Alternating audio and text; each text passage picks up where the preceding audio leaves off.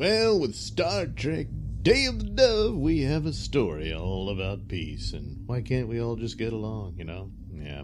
So, once again, a all-powerful, well, maybe not all-powerful, but certainly more powerful than anybody else in this story, entity made of pure energy, shows up and is the culprit behind all the terrible things that happen in this episode. So Kirk and crew are responding to a distress signal, so right off the bat they're beaming down with phasers ready, and they look around and there's nothing there, but Kirk grabs some dirt and says it's the ashes of the remains of what happened to this colony.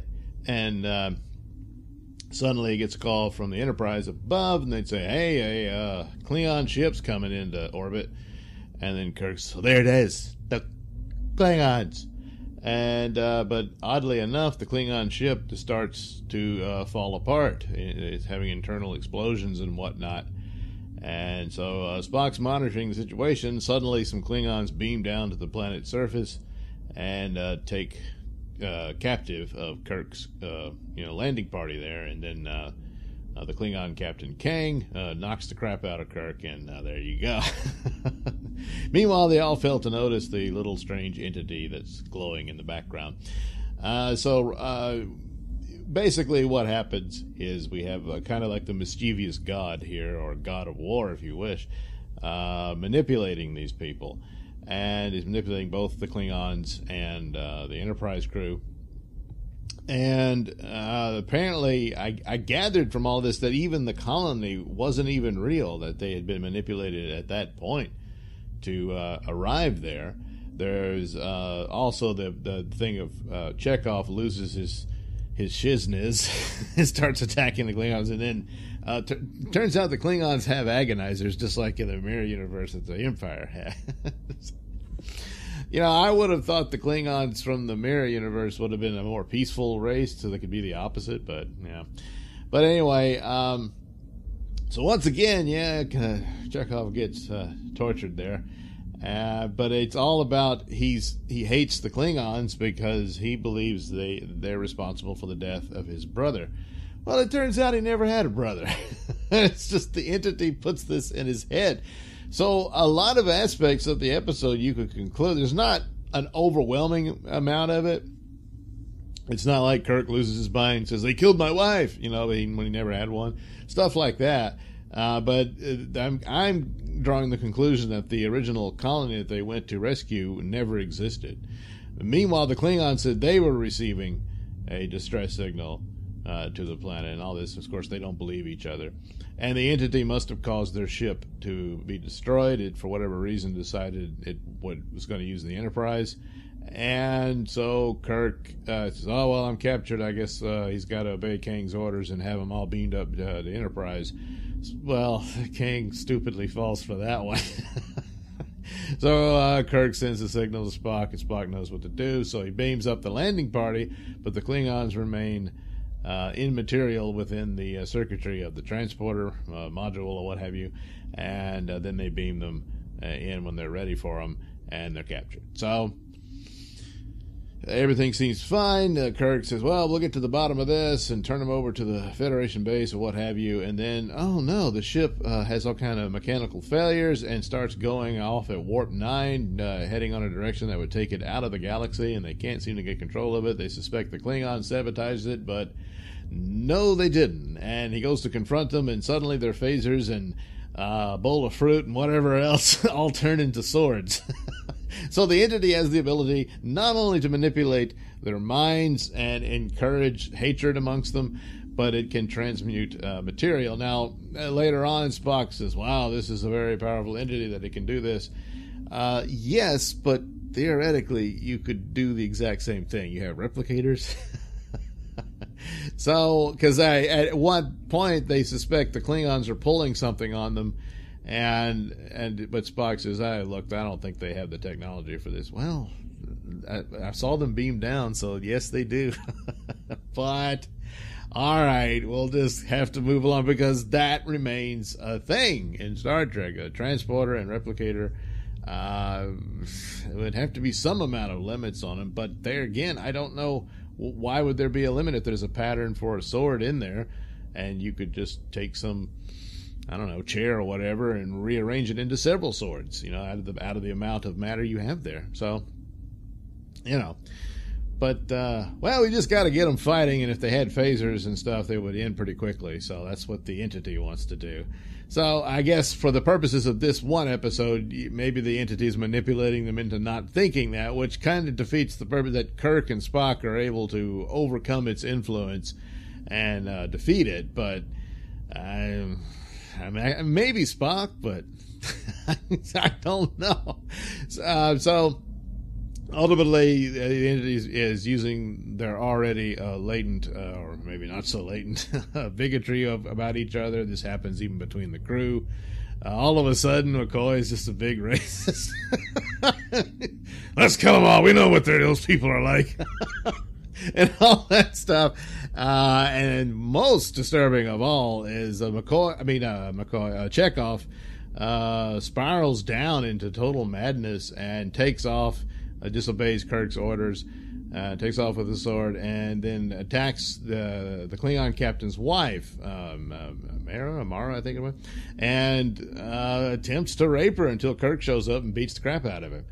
I mean, it says, well, he's not in control. Spock says he's not in control of himself, the entity. And it's like, well, you see, the entity is using things within you. Although, to be fair to Chekhov, he didn't have a brother. It planted that in him to encourage him to be hateful towards the Klingons. So, okay. Another added element to all of this was that McCoy started to notice that his patients, they would come in with these grievous stab wounds and whatnot, but they would all recover very quickly, not almost, quite miraculously, and of course the entity was not going to let them die. And it was sending the ship off way out of Federation space and all that, and was going to keep them captured there, because eventually the dilithium crystals were going to run out, and apparently it was going to let that happen, so that they would just sit there floating, constantly slaughtering each other for all eternity. Because, well, the entity just gets off on that. Now, there could have been follow-ups to it, where this entity, what happened to that planet it was on? How long has it been doing this? Where did it come from? Are there others? You can imagine another Star Trek show where they come upon this derelict ship, and then there's this war going on inside there. And they get caught up in it and stuff. They got to figure it out. And, of course, it's the entity again, whatever it is. So, yeah, that's one possibility of things to do. But ultimately, it's pretty cut and dried and pretty straightforward. They do mention there's a truce and a treaty between the Federation and the Klingons. And I don't know if they're actually referring to the incident with the Organians, who denied them. They looked like they were a bunch of village people or whatever. Not the band, obviously. But very simple living. But in truth, they were actual god-like entities, again, godlike, who were posing as human beings or humanoids, and but they were actually entities of pure energy. And they decided to use their powers to prevent the Klingon Empire and the Federation from going to war with each other. And just those two. I guess they didn't give a crap about the Romulans or the Gorn or anything like that. And how long did that last? Well, I don't know. It just hasn't been referenced since. I think there was a comic book in DC Comics where what's his name, Yannick or whatever, got rid of them or stopped them or something. So but that keeps it where, well, the Klingons can be mad at the Federation and the Federation can be mad at them, but what are they going to do? The Organians would stop them from going to war. So, yeah, it's a bit of a plot hole, but at the point, there's supposed to be this, if not absolute peace, certainly an agreement not to aggress upon one another, and yet they are both accusing the other of having done just that in this incident. But of course, nothing had actually happened. It was this weird, warmongering entity. So the fight continues, and the Klingons take re-engineering. Kirk and crew have the Enterprise, and of course they win. They win kind of suddenly and silly by laughing. There's always laughter at the end of old shows, and they laugh at the entity to make it leave. Its feelings are hurt, and it doesn't like being made fun of. And but it fed on the negative energy of their hatred, and it needed to gin that up all the time. And when they caught on to it, it wasn't happening, and well, they laughed it off, and it just it doesn't like the energy of laughter, I guess, and so it was gone. As for the overall lore and canon of Star Trek, again, like the treaty and whatnot, but these versions of the Klingons, at first there was some of that where, like what was his name, Captain Kor, I believe, who was kind of like that of the warrior code and wanting conquest and all that. But some of the others just came across as like, backstabbing, somewhat charming pirates and stuff like that. But here they're fully realized as the warrior code, and there's a sense of honor in it. And he makes the comments when Kirk decides to go ahead and surrender the Enterprise to him, and he says, Klingons would never surrender, and that kind of thing. So you see some of that take shape in this, what I think is their final appearance. I'm not sure. Yeah, I'm getting a little lost here. Anyway, so there is that to consider. There's also this is the first time they said it was very dangerous and it's risky, but we got to do it. So Kirk had to get to engineering to confront Kang and convince him to give up the fight and join him against the alien. And the only way to do it would have been to beam into it within the ship. And they was like, it's very dangerous. It hadn't been done before and all this. But certain prequels have done just that.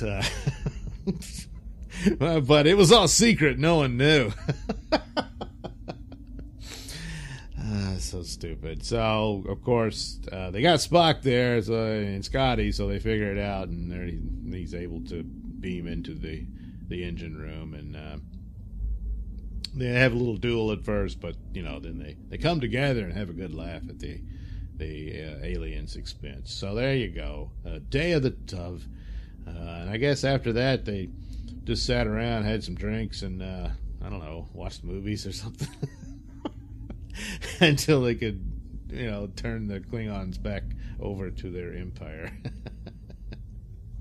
Provided they were getting pretty low on the lithium crystals, so. But again, they have Spock and Scotty, so I'm sure they figured it out. So anyway, some interesting tidbits overall. It has its moments. It's good. It has its preaching about getting together and abandoning your bigoted notions. Don't just assume all the worst about your enemy, and you should talk at things out better and avoid war at all costs. All that stuff, and all that's there. Yes, they did do stuff like that. It's not something this generation just discovered. No, it isn't. Anyway, there you go. Day of the Dove from Star Trek. Thanks for watching and listening. Say, while you're still here, why not like and subscribe and share with your many friends? Yes. Also, check out my mini stores in the link description below. Yes, where you can get t-shirts, hats, mugs, all those goodies with my artwork on them. Oh, yeah. And head over to indieplanet.com and pick up a copy of my comic book, Night Night. Oh, yeah. You can also catch me at my podcast, Mr Nailsin Show, on RadioMisfits.com. And you can also watch my videos on BitChute.com and now on Rumble.com. Oh, my goodness. So many places to watch me and my stuff. Oh, yeah. And if that's not enough for you, well, you can follow me on many social media platforms and say hi to your old pal, Mr. Nailsin.